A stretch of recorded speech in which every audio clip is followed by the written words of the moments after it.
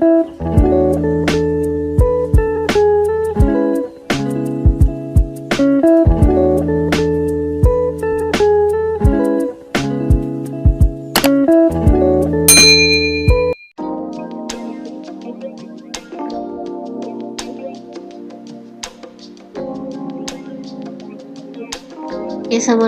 warahmatullahi wabarakatuh. Kembali bertemu dengan saya Hanifah Munfarijah dari SMP Negeri 1 Cipongkor. Nah, pada kali ini saya akan mengerjakan tugas 4 dari workshop Sagusanopsid. Dalam tugas 4 ini kita diminta untuk yang pertama yang ini memberikan subscribe pada channel TV.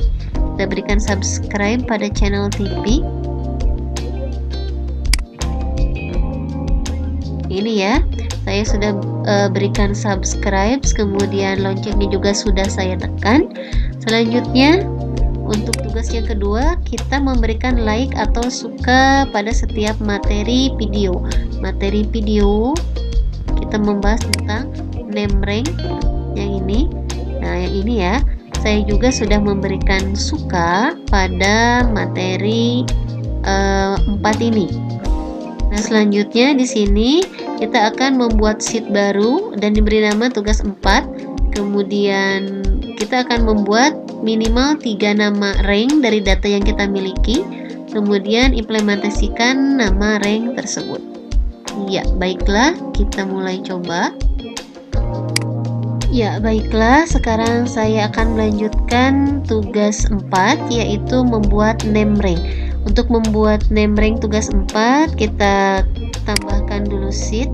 Nah, di sini kemudian sheetnya kita ganti namanya menjadi tugas 4. Nah, selanjutnya kita akan membuat name rank. Apa itu name rank?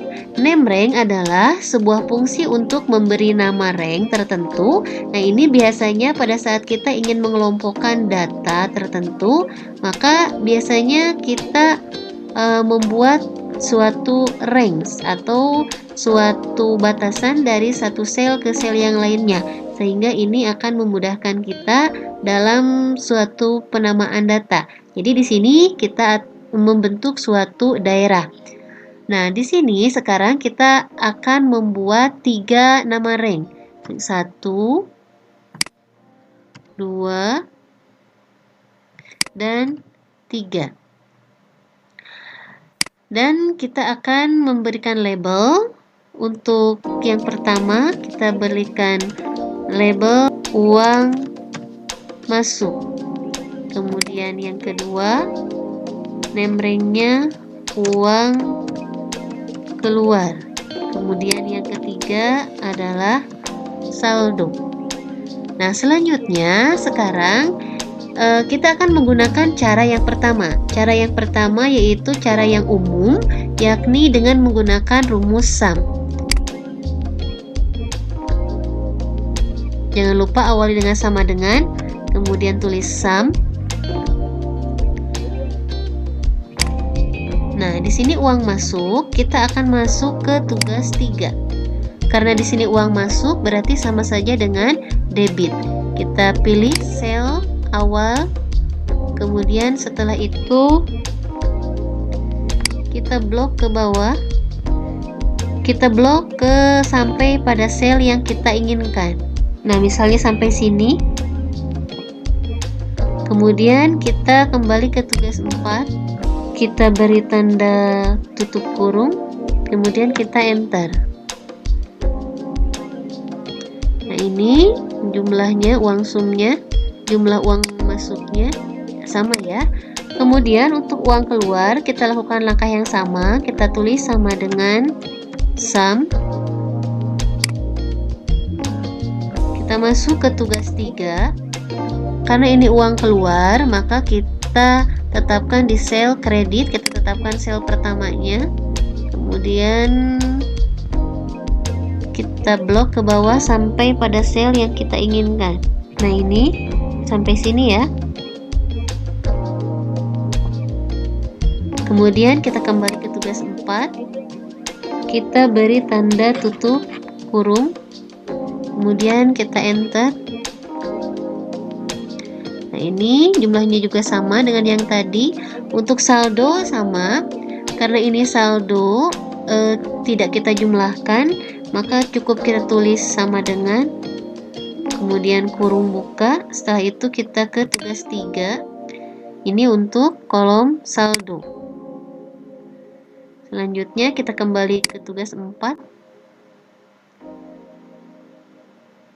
Kita beri tanda tutup kurung, kemudian enter. Nah, sekarang kita akan menggunakan cara selanjutnya, yaitu dengan membuat name rank. Untuk membuat name rank, kita ke tugas 3 terlebih dahulu. Nah, di sini kita akan blok sel yang kita inginkan.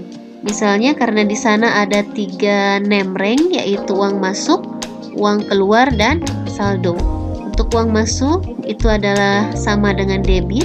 Kita blok debit ini dari sel awal sampai sel akhir. Nah, sampai sini. Setelah itu kita klik kanan, kemudian kita cari tetapkan rentang bernama. Nah, ini agar mudah mengingat rentang, kita beri nama, misalnya ini adalah uang masuk. Kemudian kita klik selesai. Nah, ini uang masuk. Ini uang masuk berada di tugas 3 dari sel F4 sampai F91. Kemudian kita lakukan langkah yang sama. Kita akan membuat name rank yang kedua, yaitu untuk kredit atau uang keluar.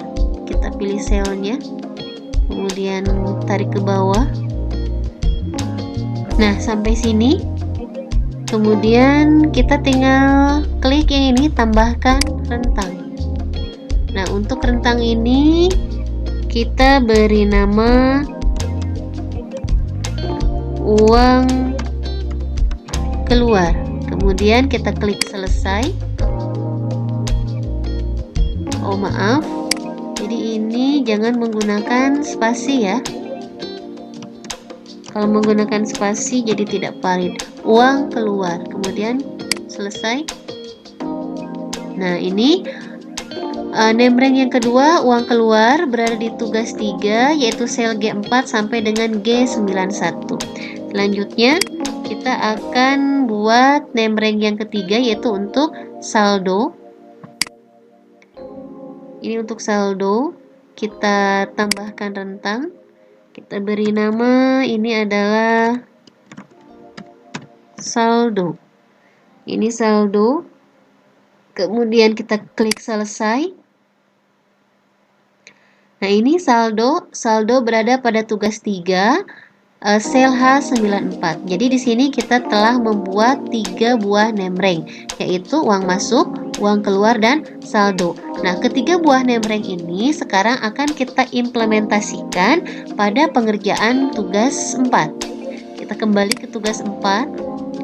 Nah, ini pada tugas 4 kita akan implementasikan name rank yang tadi. Sama, kita klik sama dengan, kemudian kita tuliskan sum. Nah, sekarang kita tidak menuliskan sel berapa sampai sel berapa. Jadi kita cukup menuliskan name rank di sini. Karena ini uang masuk, maka name rank-nya itu adalah uang masuk. Yang ini. Kemudian kita enter. Nah, ini. Nah, perhatikan ini sama ya. Ini angkanya sama. Sekarang yang kedua, uang keluar. Kita gunakan name rank yang uang keluar.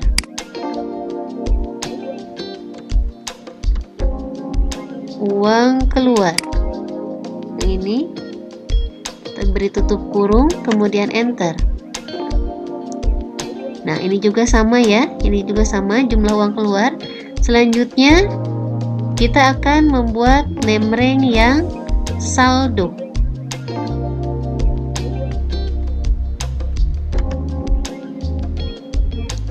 Yang ini tutup kurung.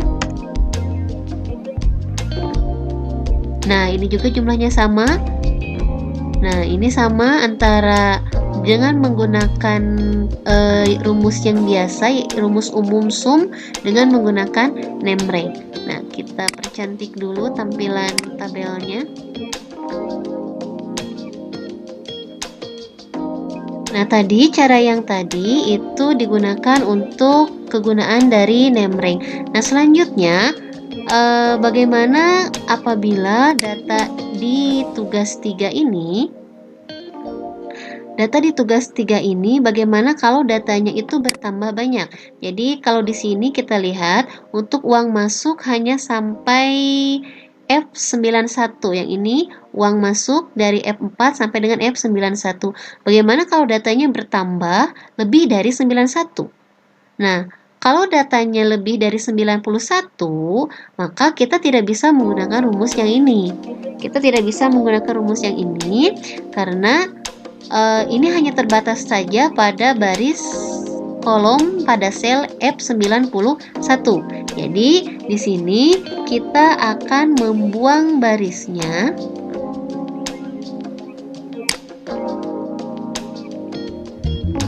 Nah, yang ini kita akan buang baris 91 ini. Nah, yang kita masukkan di sini hanya kolomnya saja.